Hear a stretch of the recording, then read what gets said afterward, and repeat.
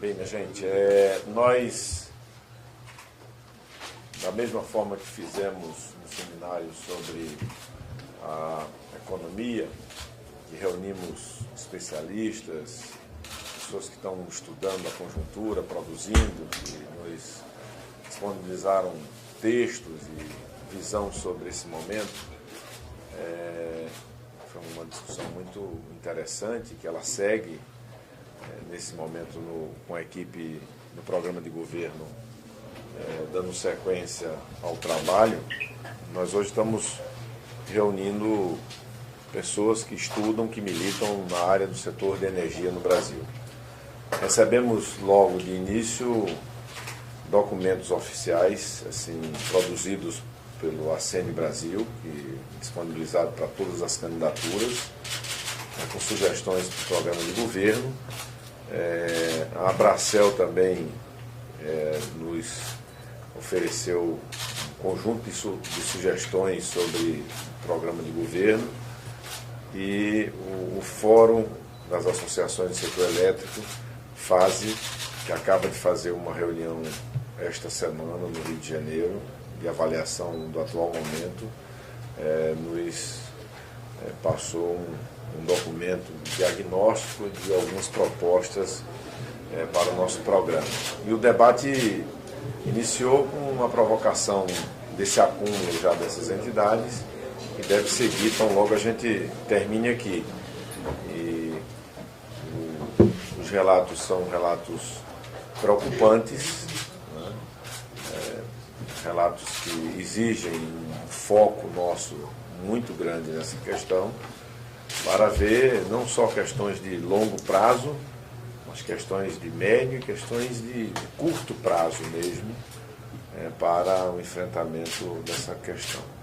Lá atrás, um dado nos chamou a atenção no debate sobre a economia. Foi a expressão da indústria no conjunto do PIB. Ela voltou a ser, em 2013, a mesma expressão que tinha no primeiro ano do governo do presidente Juscelino Kubitschek, a expressão da indústria de transformação.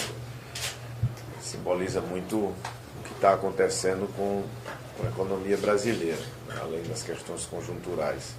E um outro dado que foi transmitido aqui para a Marina e para mim, que chama muita atenção nossa, é a expressão da energia renovável na matriz energética brasileira, que volta em 2012, isso é um dado de 12, esse dado só deve ter piorado em 13 por conta do aumento do combustível, o aumento do uso das termos a carvão, a diesel e tal, que voltou, né, a ser menor do que era em 2003. O Brasil em 2003 tinha 43%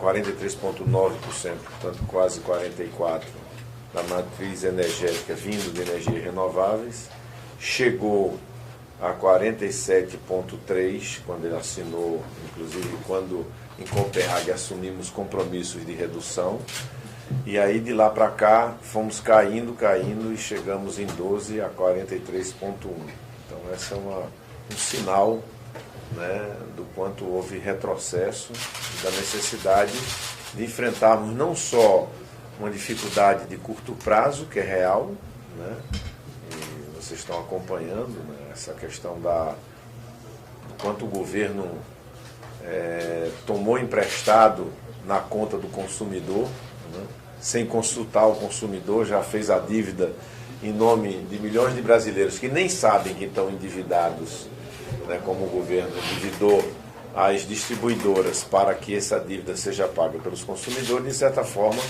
o governo endividou as famílias brasileiras sem abrir o jogo de qual é a situação que nós chegamos no setor elétrico, que é uma situação de muita dificuldade. Ontem mesmo eu estive em Minas Gerais e ouvi de muitos produtores, inclusive da pecuária leiteira do interior de Minas e da fronteira ali do Goiás, de que estão tendo que comprar pequenos equipamentos de geração, pequenos geradores, para não perder sua produção do leite, porque está havendo cada vez mais interrupção no fornecimento de energia, né, de forma repetida, fazendo com que muitos pequenos e médios proprietários que não têm esses equipamentos percam a sua produção, né, porque os esfriadores ficam sem energia e o leite se estraga. Ou seja, essa é uma situação que está chegando no cotidiano das cidades, das pequenas iniciativas, dos equipamentos que estão queimando nos comércios na periferia do Brasil. E o debate aqui vai seguir daqui a pouco. Nós estamos conscientes de que esse é um dos pontos em que o nosso programa vai ter muita atenção para sugerir nossa visão estratégica e nosso compromisso com uma matriz sustentável que fortaleça as energias renováveis, que invista fortemente na energia solar, na energia eólica, na geração distribuída, numa visão de eficientização energética, que é uma política que o Brasil abandonou efetivamente desde o pós-apagão de 2001. Né? A gente não levou a cabo uma política consistente de produzir a mesma coisa com menos energia, de incentivar indústrias que fizeram esforço no sentido de economizar energia nas suas linhas de produção. A questão da geração distribuída para nós é um desafio muito importante, né? E as medidas emergenciais que são possíveis. Nós torcemos para que o governo tenha a responsabilidade que ainda não demonstrou ter, né, para não deixar de tomar as decisões que precisamos que sejam tomadas antes do processo eleitoral, no sentido de evitar o pior. Né? O governo deve ter a responsabilidade de ouvir os técnicos, né, as pessoas que estudaram, que acompanham, que estão vendo. 6% de chance. Hoje, os indicadores colocados nesse seminário indicam que nós temos 46% de chance, portanto, é quase um cara coroa, né, de até dezembro termos problemas sérios no fornecimento de energia. O governo já endividou a população sem consultar a população, e o governo não pode mentir para o povo brasileiro por interesses eleitorais diante de uma situação grave de um setor estratégico como esse. Tem jeito, né? Tem jeito de superar essa crise se o governo tiver responsabilidade. Até agora, nós não estamos vendo responsabilidade do governo para enfrentar essa crise, preservando o interesse da cidadania. É isso. Campos, de quem que é esse dado de 46% de chance? E quando você fala em providências, que providências o governo deveria tomar que não está tomando? Eu acho que o governo, 46% de chance são os cálculos apresentados pelos técnicos sobre probabilidade em função da hidrologia, em função da produção de energia por todas as outras fontes alternativas, já ter exercitado o governo a redução da tensão na rede, de todos os mecanismos que tinham para fazer, eles fizeram. Se esse regime continua de chuva do jeito que está, e o próprio sistema, porque o sistema tem um problema estrutural, os técnicos nos apresentam que o sistema é concebido para aguentar 3 anos de chuva, 3 anos de seca, ou seja, você simula para que mesmo que não haja um regime adequado de chuva, não haja problema de fornecimento de energia. E agora nós estamos tendo, mesmo não tendo os 3 anos de chuva, nós estamos tendo problema de fornecimento. Por quê? Porque há, de um lado, menos oferta do que deveria ter, e de outro lado, não houve o cuidado de melhorar a demanda, no sentido de fazer a eficientização energética como uma política continuada. Então, os técnicos nos dizem que há uma chance efetiva de termos um problema até o final do ano. Então, nós estamos ouvindo isso de associações, não estamos ouvindo de militantes do PSB ou da rede. São pessoas que têm função na academia brasileira, nas grandes universidades de engenharia, são pessoas que trabalham no setor há muitos anos, que publicam livros, estudos, que estão falando isso, talvez não tenham a audiência que, por razões específicas, nós aqui temos, né? Então, a nossa preocupação é de dizer o seguinte: essa discussão não devia dividir o Brasil. A nossa disposição é de ajudar a falar a verdade e não fazer uso eleitoral desse debate, porque estamos aqui jogando com interesse de empregos, de vidas, da segurança de muitas pessoas. Mas a gente não está vendo do governo esse mesmo padrão que nós queremos dar. O governo endividou em bilhões o cidadão brasileiro para postergar aumentos de energia, porque não fez o dever de casa em relação à inflação, né? E agora o governo, pelo visto, vai escondendo uma situação como se um médico não tivesse dizendo à família do paciente exatamente a situação que ele está vivendo, para que a família pudesse ir acompanhando e se preparando para enfrentar situações que às vezes a gente tem que enfrentar na vida. Então, essa é uma... Aliás, está endividando a família do paciente com um remédio que parece que não tem condição de entregar. Governador, e se eleito, um aumento é inevitável, um aumento de tarifa logo no início de 2015? Não, o aumento de tarifa já está acontecendo e não está resolvendo o problema.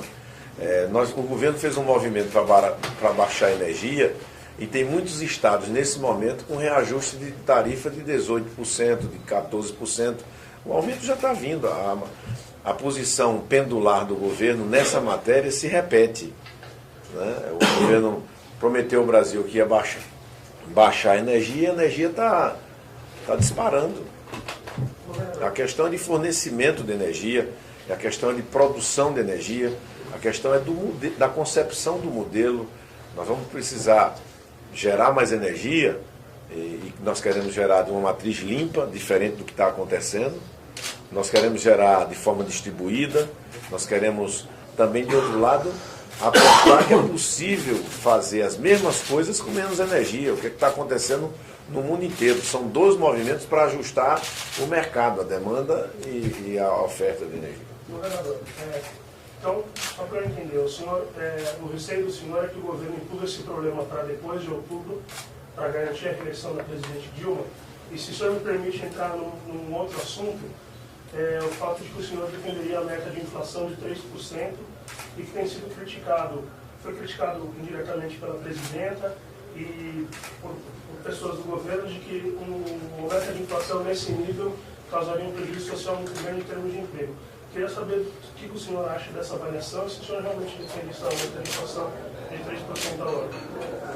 Nós deixamos muito claro no debate sobre uma política econômica que fizemos, as nossas posições de compromisso com o tripé macroeconômico e compromisso com o centro da meta de inflação de 4,5%, para preparar uma transição, quem sabe para daqui a 5 anos, e falava lá em 2019, o Brasil poder ter no novo PPA, lá em 19, que vai ter um PPA em 15 ou 19, buscar um centro de meta mais baixo do que 4,5%, como outras nações conseguiram, nações vizinhas ao Brasil, como o Chile, por exemplo, né? Mas ter a consciência de que a presidenta legou ao Brasil um tempo de inflação em alta, um tempo de inflação que está corroendo a renda da classe trabalhadora, né? Sobretudo dos mais pobres. A inflação na comida não é essa inflação oficial, ela passa dos 2 dígitos. As donas de casa sabem disso. O que corrói conquistas sociais é inflação em alta. Inflação em alta, ela gera um movimento, sobretudo num país que teve crescimento puxado pelo consumo. A gente sabe o que é que acontece, o que é que vai acontecer. A inflação tira a possibilidade do cidadão comprar os mesmos produtos, então ele vai com aquela mesma renda dele ao supermercado e compra menos produtos do que existia. Isso faz com que o comércio compre menos produtos da indústria, isso faz com que a indústria passe a produzir menos e a gente começa a rodar uma roda que quem vai pagar este preço é o emprego, né? A forma de preservar os empregos no Brasil é ter uma condução macroeconômica que contenha a inflação, efetivamente, passe confiança aos agentes econômicos, preservemos os empregos que foram gerados e possamos gerar mais emprego. É isso. Todas as vezes que a inflação, em nome de gerar um determinado crescimento, o que foi que a gente viu nesses 3 anos? O governo, em nome de gerar um certo crescimento, afrouxou o compromisso com o tripé macroeconômico, achando que com isso ia ter um pouquinho mais de inflação, o crescimento ia acontecer e o juro ia baixar. O que foi que a gente teve?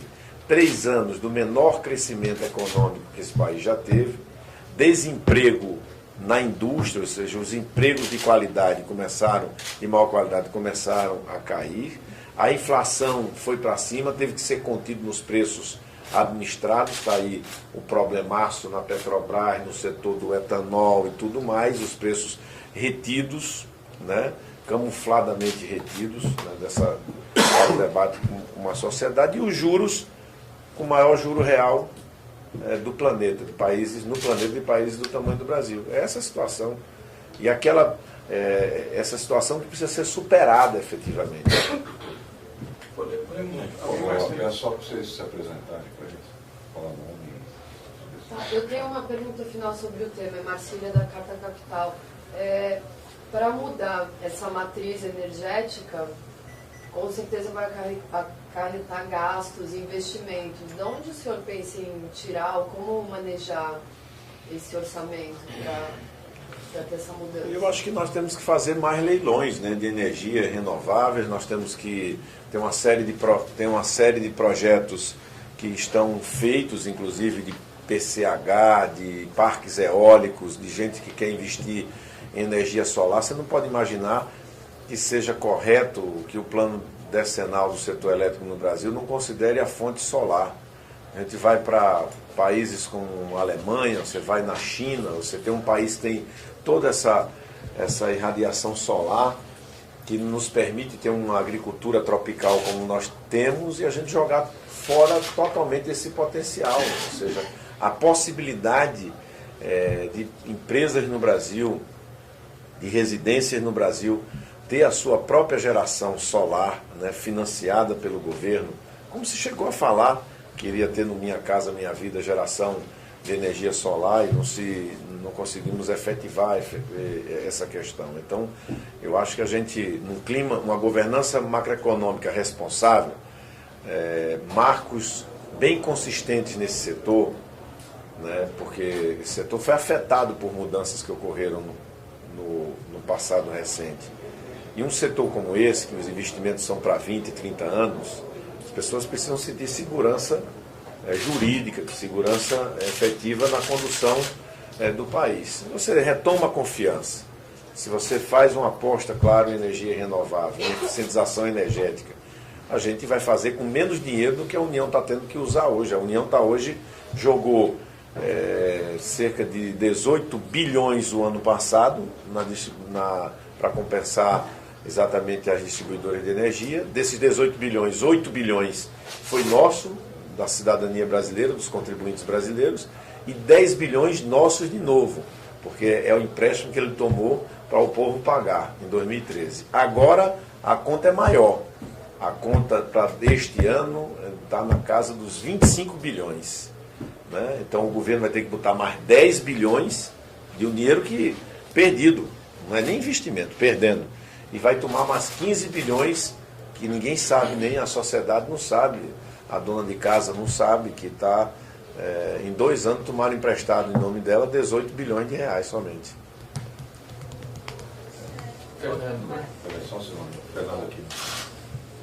Fernando do Valor Econômico. Quero saber se o senhor considera, voltando ao tema da economia e da inflação, se é fundamental realmente uma política de austeridade fiscal para também ser uma das alternativas para controlar um pouco a inflação que está batendo. Eu acho que nós precisamos de uma política criativa para gerar transparência. A criatividade tem que gerar a transparência nas contas públicas. Na hora em que a gente tem compromisso com o tripé, com a meta inflacionária, e tem compromisso com a transparência, vai permitir que a política fiscal brasileira faça escolhas, né? Para que a gente possa ver, por exemplo, esse dinheiro, nós estamos falando aqui de 18 bilhões que nós estamos jogando do Tesouro em 2 anos para erros que aconteceram no setor elétrico. Então, quando se comete erro, aparece o dinheiro. Nós estamos falando, por exemplo, de um debate que é necessário que a sociedade saiba. Todo mundo sabe quanto é que custa o Bolsa Família, né? 14 milhões de brasileiros recebem 21 bilhões anualmente do Tesouro. E nós precisamos garantir ao povo brasileiro que recebe Bolsa Família, as famílias, que essa conquista ninguém vai mexer com elas. Porque essa é a escolha que nós temos que fazer. Agora, quanto é que tem de subsídio em taxa de juros hoje no Brasil? Esse número não está disponível. Se a imprensa quiser fazer uma matéria sobre isso, vai ter que consultar vários sites, vai ter que ficar em dúvida se o número é aquele mesmo, que uma hora me dizem que 40 bi, outro diz que é 55 bi, outro diz que pode chegar a 50 bilhões. Ou seja, será que esse é o gasto que o Brasil deve fazer, né, mais do dobro do que é o Bolsa Família em subsídios a taxas de juros, por mecanismos que não são tão transparentes quanto o da Bolsa Família, cujos nomes estão no cadastro único, e as pessoas às vezes dizem...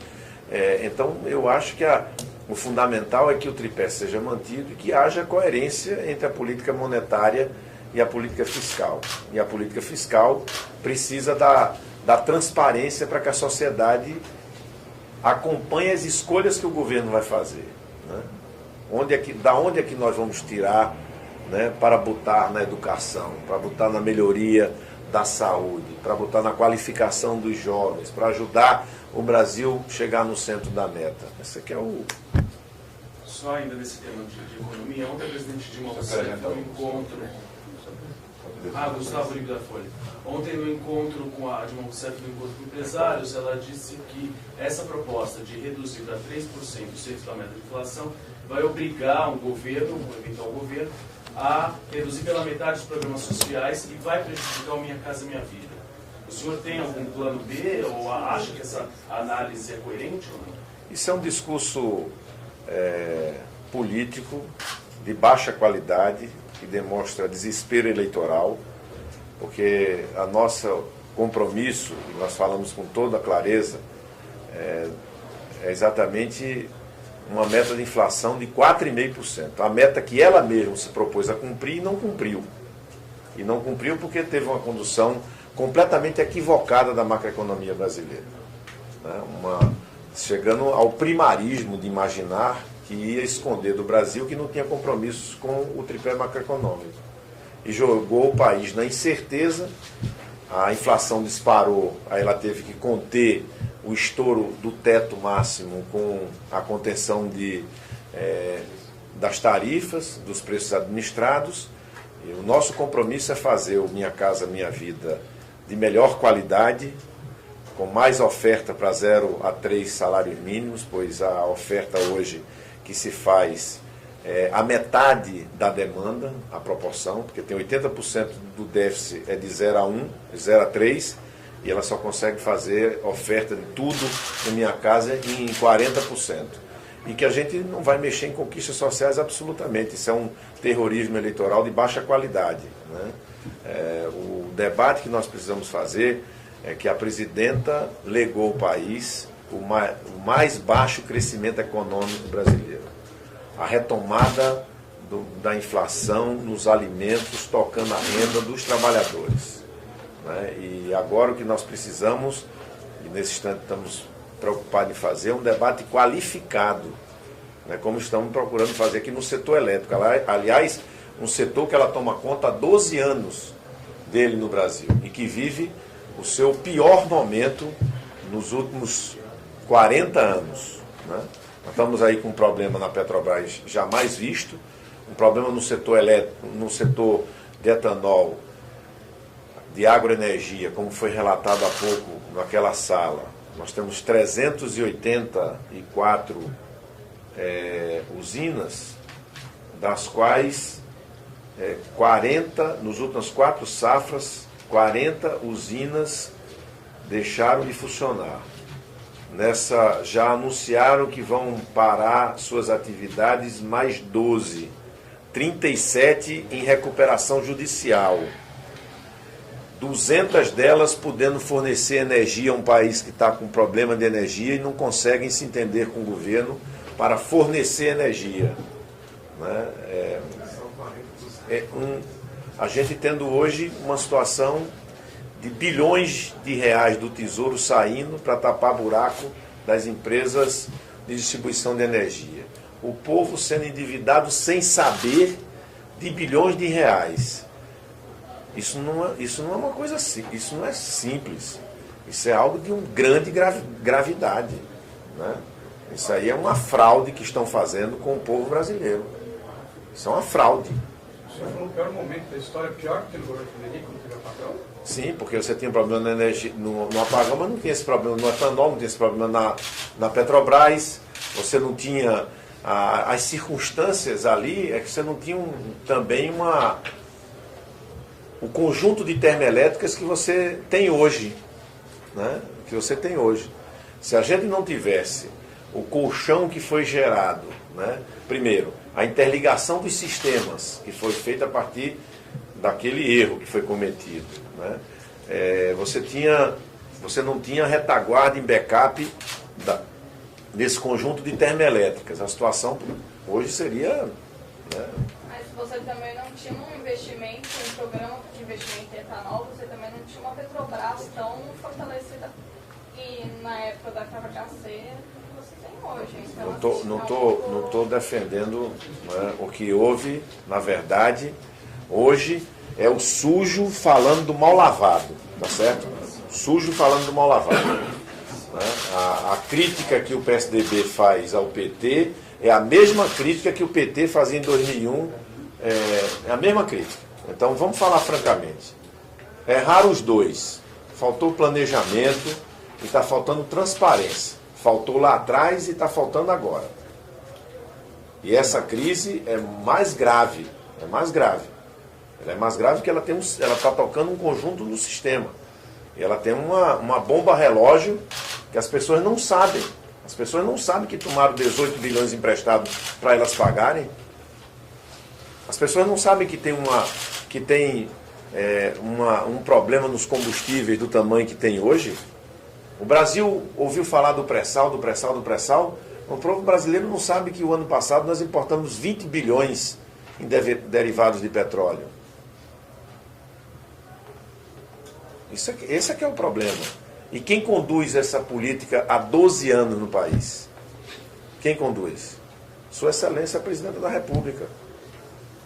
Então ela não pode ficar fazendo esse debate que não é verdadeiro, que a gente, ao querer ter um compromisso com o centro da meta, que é a própria meta proposta por ela. É só ela ler o PPA que ela mandou para o Congresso que ela vai ver que o que nós estamos propondo é o centro da meta que ela propôs e não atingiu, porque ela não teve uma condução macroeconômica responsável para atingir. E nós vamos atingir. Ela vai ver como é que se atinge sem gerar desemprego e gerando um ambiente de confiança no Brasil. A partir do dia 1º de janeiro ela vai ver. Douglas, da Rádio CBN. Falar em debate eleitoral, gostaria de fazer duas perguntas relacionadas ao debate eleitoral, às eleições do senhor e para a Marina. Começar com a ministra. Só uma entrevista sua na Folha de São Paulo, onde a senhora disse que o PSDB já chegaria na disputa com cheiro de derrota, algo do tipo. E em Comandatuba, o senador Aécio Neves, ele disse que a senhora deveria ser mais humilde e disse também que a senhora não pode cair na armadilha do PT, que segundo ele, que é a armadilha do PT de dividir a oposição. O que a senhora tem a dizer sobre isso? É que a senhora tem alguma coisa a dizer sobre essa declaração do Tucano? Bem, eu só peguei os fatos dos últimos 12 anos em que essas disputas levaram à vitória de quem hoje está causando todos esses problemas que foram mencionados pelo governador.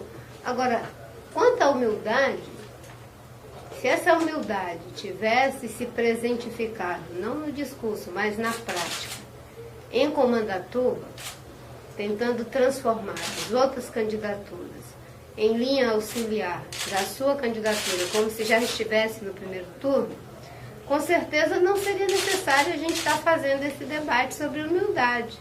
Humildade não é um discurso, é uma postura. Nós fomos lá para fazer o debate, considerando todas as candidaturas, a da presidente Dilma, a do governador Aécio, a do Randolph e as demais que aconteçam. A nenhum de nós é dado querer transformar as demais candidaturas em linha auxiliar da sua. Então, a humildade não é um discurso, a humildade é uma postura, não é? É muito fácil os dois barrancos que tentam confinar as eleições e a disputa, não é? Em apenas duas opções, ficar dizendo para a água que fica tentando cavar o seu leito, de que ela está sendo arrogante.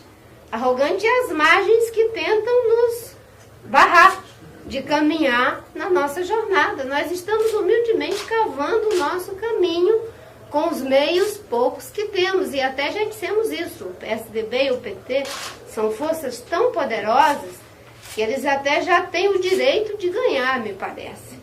Não é? Só precisa combinar com o eleitor. Agora, nós só temos uma coisa, é o dever de não nos omitir, de fazer o debate com a sociedade, como estamos fazendo, de considerar legítimas outras candidaturas, de colocar que segundo turno a gente discute no segundo turno, de que no primeiro turno é importante que se tenha a diversidade das propostas. É dessa forma que nós reagimos. Eu, sinceramente, jamais teríamos que ficar tocando nesse assunto se tivéssemos uma postura em que cada um respeita a possibilidade que cada gota de água tem de cavar seu próprio leito. A minha pergunta ao governador é justamente sobre se referiu ao caminho que está sendo tomado pelo partido, né, nessa pré-disputa. E como que o senhor vê a última pesquisa da Datafolha, que já enfraquece o presidente Dilma, que já aponta pelo menos uma possibilidade de segundo turno, né? Veja, o ponto que todas as pesquisas e essas últimas rodadas vão apresentando, e há um consenso entre todos os institutos, é que passo a passo o desejo de mudança só vai ampliando. Essa que é a questão. Agora no Datafolha já 74%, antes era 70%, que é mudança. Eu vejo as pesquisas nesse instante com grande otimismo.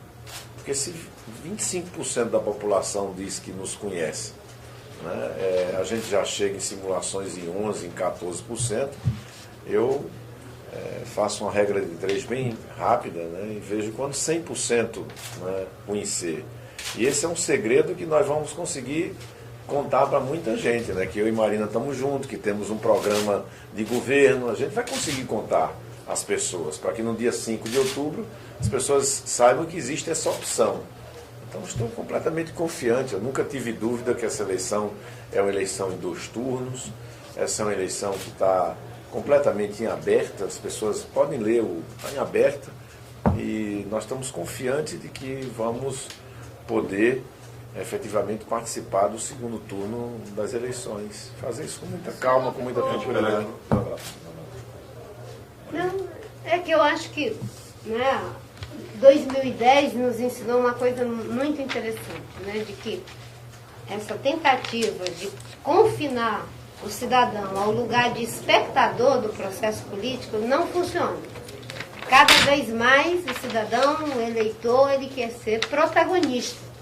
E esse protagonismo já está sendo acompanhado também de uma aprendizagem de 2010, que tenha segundo turno e que possam ir para o segundo turno para competir, né, com aqueles que estão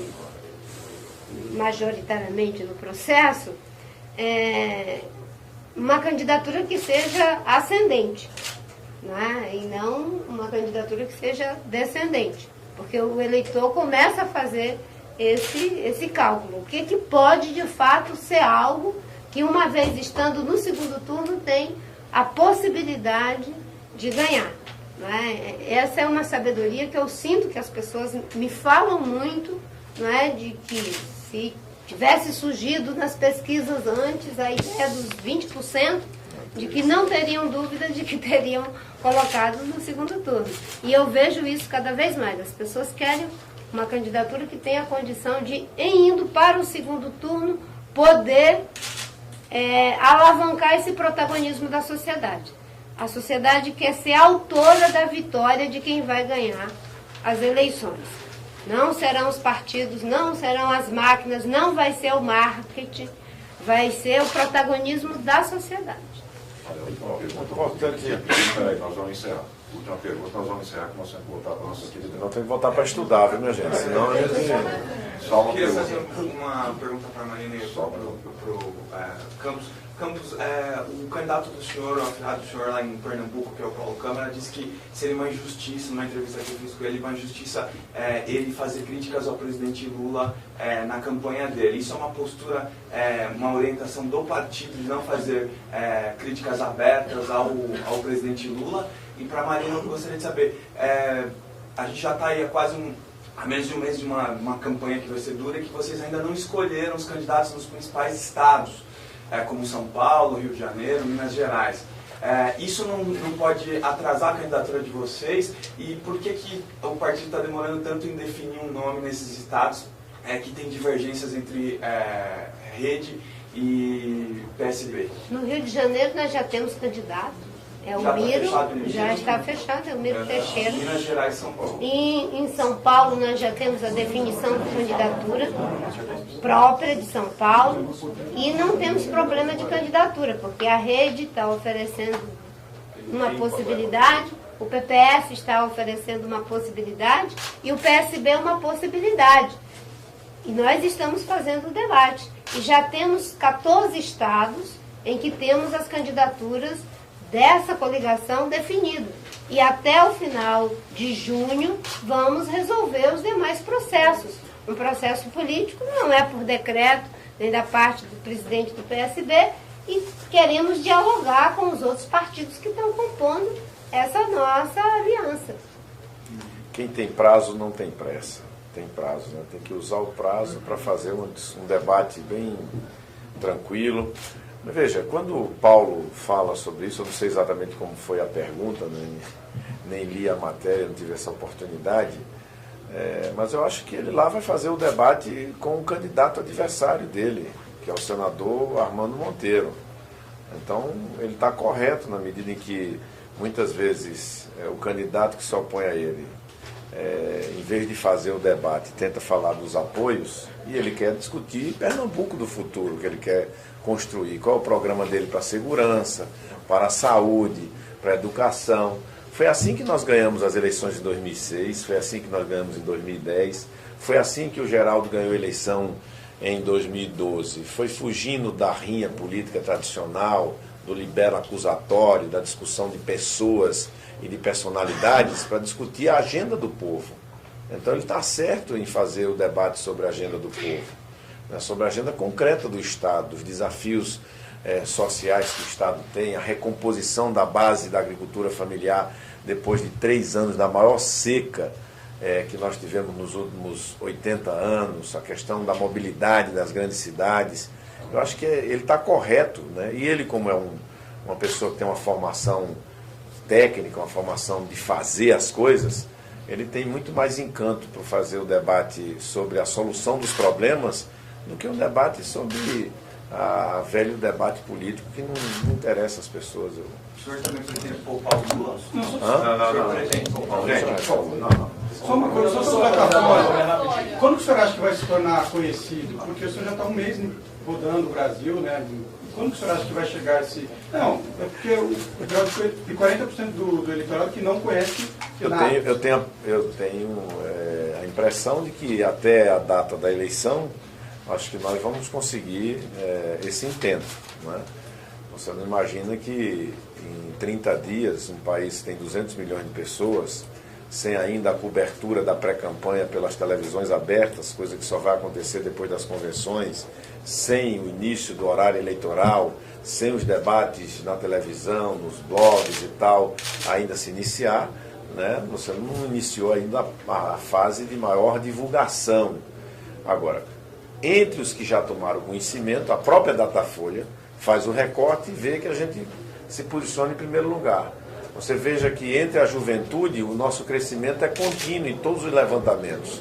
Ou seja, os que têm mais acesso à informação, né, hoje se interessam mais pelo debate eleitoral neste momento, coisa que só vai acontecer com outra fração da população depois da Copa do Mundo, lá em setembro, né? A partir do dia 19 de agosto, eu acho que começa uma nova fase da campanha. É quando o horário eleitoral, mesmo a gente não tendo o tempo semelhante, nem próximo do que a presidenta Dilma vai ter, mas a pessoa, quando começa a ver que chegou o tempo da propaganda eleitoral, começa a conversar em casa, no ônibus, no metrô, no final de semana, na igreja, sobre política. E começa o debate e a busca também sobre quem são os candidatos. Eu acho que até 19 de agosto, né, não deve haver grandes mudanças na questão das pesquisas quantitativas. Isso é o que a experiência demonstra a gente. Depois do 19 de agosto até 19 de setembro, que é um mês que consolida exatamente, aí a gente vai ver. Foi exatamente o que Marina vivenciou com um minutinho de televisão. Ela ficou travada ali na pesquisa durante muito tempo. Quando começou o horário eleitoral, que passou 30 dias, e as pessoas viram aquele nós e eles, como foi feito, as pessoas foram procurar uma opção na reta final. E aí na reta final você viu o que aconteceu. Aconteceu uma subida rápida. O que é que acontece agora? É que nós vamos começar o 19 de agosto, né, como ela terminou a eleição no dia 5 de outubro de 2010. A diferença é essa. É que, do ponto de vista dos votos válidos, hoje a gente já tem bem perto do número que ela chegou lá no final da eleição. Então, é diferente por conta disso. Nós vamos largar da onde ela chegou e vamos fazer o debate com essas ideias que a gente vai ouvir ali, porque senão a gente perde a oportunidade de ouvir muita gente que largou o que estava fazendo para vir nos ajudar. Obrigado.